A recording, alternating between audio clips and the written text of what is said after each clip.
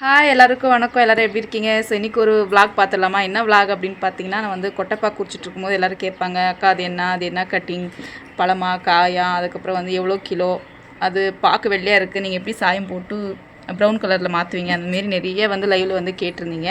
So இன்றைக்கி எங்கள் தோட்டத்திலே கொஞ்சம் பார்க்க வந்து இருந்துச்சு. ஸோ அதுதான் நான் வீட்டிலே வந்து இன்றைக்கி கட்டிங் பண்ணி ஸோ அது எப்படி வந்து வேக வைக்க போகிறோம் அப்படின்ற வீடியோ தான் இந்த விளாகில் வந்து பார்க்க போகிறோம். புதுசாக யாராச்சும் நம்மளோட வீடியோஸ் பார்க்குறீங்க அப்படின்னா சப்ஸ்கிரைப் பண்ணிக்கோங்க, சப்போர்ட் பண்ணுங்கள். இப்போ வாங்க வீடியோக்குள்ளே போகலாம். பாக்கு பச்சை காயை அப்படி இருக்கும் பாக்கு. அதுக்கப்புறம் வந்து கத்தி, நாங்கள் பாக்கு உரிக்கிற கத்தி இப்படி தான் இருக்கும். இது வந்து ரொம்ப சேஃப்டியாக வந்து வேலை பார்க்கணும். இல்லை அப்படின்னா நம்ம உரிக்கும் போது கையில் பட்டுருச்சு அப்படின்னா செம வலியாக இருக்கும்.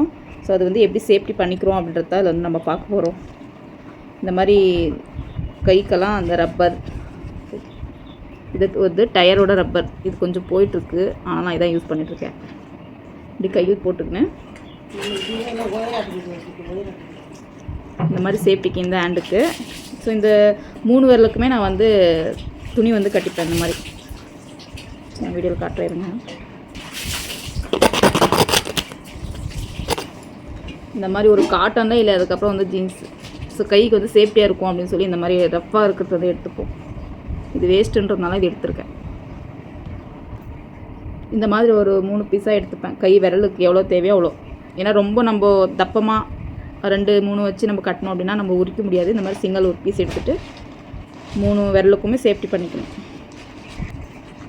இந்த மாதிரி நிறைய பேர் என்ன கேட்குறீங்க, அக்கா கைக்கு ஏன் கட்டியிருக்கீங்க அப்படின்னு சொல்லி. ஏன்னா கத்தி வந்து ரொம்ப ஷார்ப்பாக இருக்கும். அதனால் இந்தமாரி விரலுக்கு எல்லாமே சேஃப்டி பண்ணிட்டோம் அப்படின்னா நம்ம சேஃப்டியாக வந்து பாக்கு உரிக்கலாம். இப்போ வந்து இந்த விரலுக்கு கட்டுறேன். இது வந்து நான் பாக்கு உரிக்கிற இடத்துல எக்ஸ்பிளைன் பண்ணி சொல்லலாம். எல்லோரும் வந்து இருப்பாங்க, பேச முடியாது, இல்லைனா சாங் ஓடிட்டுருக்கோம். அந்த மாதிரி டைமில் வந்து வீடியோஸ் எடுக்க முடியாது அப்படின்றதுனால தான் வீட்டில் வந்து இப்போ பாக்கு எடுத்துகிட்டு வந்தாங்க. எங்கள் தோட்டத்தை பாக்கு கொஞ்சோண்டு கிடச்சதுன்னு சொல்லி எடுத்துகிட்டு வந்தோம். ஸோ இந்த மாதிரி நான் சில பேர் வந்து 4 விரலுக்கும் கட்டுவாங்க, 5 விரலுக்கும் கட்டுவாங்க. நான் வந்து இந்த 3 விரலுக்கு மட்டும் இந்த மாதிரி சேஃப்டி பண்ணிப்பேன். அப்போ உரிக்கும் போது இந்த விரல் மட்டும்தான் நான் அழுத்தி உரிக்கும். இது வந்து ரப்பர் போட்டிருப்பேன் இந்த கைக்கு. இந்த ரப்பரெல்லாம் நாங்கள் உரிச்சதுனால இப்படி ஆயிருக்கு. வேறு ரப்பர் போடணும். இப்படி வந்து சேஃப்டி பண்ணிக்கணும். ஸோ அதனால் அங்கே நாங்கள் வந்து பாக்குறிக்கிற இடத்துல வந்து வீடியோ எடுத்து போட முடியாது, எல்லோரும் இருப்பாங்க, பேச முடியாது. அதனால் சாங் வேறு ஓடிட்டுருக்கோம், அதனால் போட முடியாதுன்னு சொல்லி வீட்டிலே எடுத்தாந்து பாக்கு இருக்கு இல்லையா. சரி, இன்றைக்கி இதை பற்றி நிறைய பேர் கேட்டதுனால, கொட்டைப்பாக்கு என்னக்கா அது காயா அப்படின்னு சொல்லி கேட்டிருந்தீங்க அவங்களுக்காக. ஸோ நிறைய பேர் லைவில் வந்தப்போ கேட்டிருந்தீங்க, அதுக்காக இந்த வீடியோ. ஸோ வீடியோ பார்த்துட்டு எப்படி இருக்குன்னு மட்டும் சொல்லுங்கள். இந்த காய் நாங்கள் உரித்து எப்படி வேக வைக்கிறோம், சாயம் போடுறோம் அப்படின்றத நான் வீடியோவை எடுத்து வந்து போடுறேன். இந்த மாதிரி இருக்குமா காய், இது நாங்கள் உரிச்சிருவோம் சுத்தமாக தெரியும்னு நினைக்கிறேன். இதில் வந்து கட்டிங் பாக்கு இருக்குது. இதில் வந்து 2ஆக பண்ணுவாங்க. நாங்கள் எங்கள் சைடு வந்து இதெல்லாம் பண்ண மாட்டோம். எங்கள் கர்நாடகா சைடில் வந்து அதிகமாக இருக்கும் அந்த மாதிரி பாக்கு. இதில் வந்து 2 விதமாக கட்டிங் இருக்குது. ஸோ நாங்கள் வந்து இதுமாரி முழு பாக்கு இந்த மாதிரி தான் கட்டிங் பண்ணுவோம். ஸோ இப்படி காய் எடுத்துக்கணும். இது வந்து கத்தியில் கொடுத்து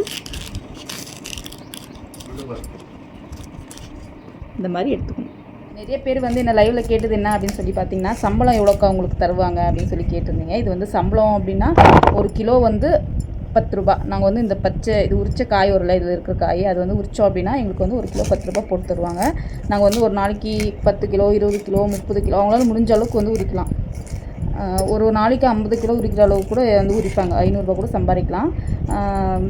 எவ்வளோ வேணால் நம்ம எவ்வளோ உரிக்கிறோமோ அவ்வளோ காசு. 10 கிலோ 15 கிலோ 20 கிலோ 30 கிலோ நம்ம உரிக்கிற மாதிரி பொறுத்து 1 கிலோ 10 ரூபான்னு சொல்லி கணக்கு போட்டு தருவாங்க. அன்றைக்கே தந்துடுவாங்களா அப்படின்னு சொல்லி கேட்பீங்க. இது வந்து கிட்டே இருக்காங்க அப்படின்னா ஒரு 2-3 நாளுக்குள்ளே கொடுத்துருவாங்க. இதுதான் சம்பளம் வந்து இவ்வளோ தான், எங்களுக்கு 10 ரூபான்னு சொல்லி போட்டு தருவாங்க. நிறைய பேர் கேட்டதுனால இந்த கொஷனுக்கு ஆன்சர்.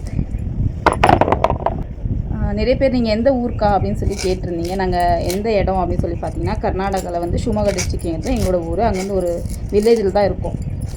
நிறைய பேர் நீங்கள் வந்து கர்நாடகாவில் இருக்கீங்க, நீங்கள் தமிழ் பேசுகிறீங்களான்னு சொல்லி கேட்குறீங்க. நாங்கள் வந்து நிறைய பேர் வந்து தமிழ் பேசுகிறோம்.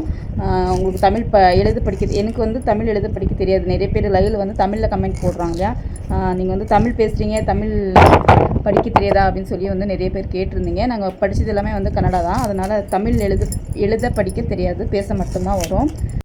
இதாங்க வந்து பாக்கு சாயம். பாக்கு வந்து போட்டுட்டோம், உரிச்ச பாக்கு வீடியோ எடுக்கவே இல்லை, நான் மறந்துட்டேன். இப்போ வந்து பாக்கு வேக வச்சு போகிறோம். இதான் வந்து பாக்கு சாயம்.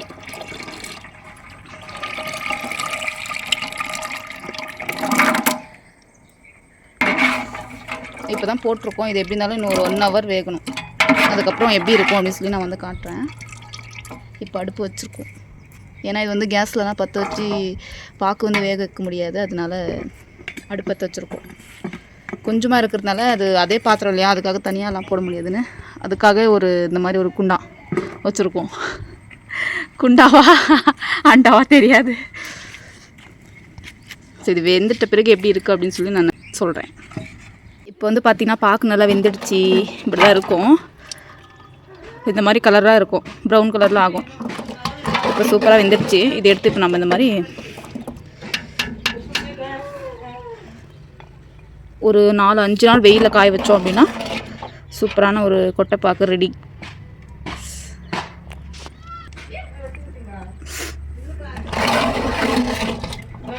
இப்போ அவங்க பார்த்துட்ருக்கீங்க இல்லையா அந்த அண்டா, இதுதான் வந்து அதிகமாக பாக்கு நாங்கள் வேக வச்சோம் அப்படின்னா இந்த அண்டாவில் தான் வேக வைப்போம். இப்போ வந்து நாங்கள் பாக்கு வேக வைக்கல. இப்போ வந்து புது வீடு கட்டிகிட்டு இருக்கிறதுனால நாங்கள் வந்து பாக்கு இந்த தடவை வந்து பண்ணலை. வேற ஒருத்தர் கொடுத்துட்டோம். காசு வாங்கிட்டு அவங்களுக்கு வந்து கொடுத்துட்டோம். இந்த அண்டாவில் தான் எப்பயுமே பாக்கு வேக வைக்கணும் அப்படின்னா அதிகமாக பாக்கு வரும் இல்லைங்களா. அப்போ வந்து இந்த மாதிரி சின்ன சின்ன பாத்திரத்துலலாம் வேக வைக்க முடியாது. இந்த மாதிரி பெரிய அண்டா வச்சு பால் ஊற்றி பெரிய அடுப்பு ஒன்று கட்டுவோம். இப்போ அந்த அடுப்பு எல்லாமே எடுத்துட்டோம்.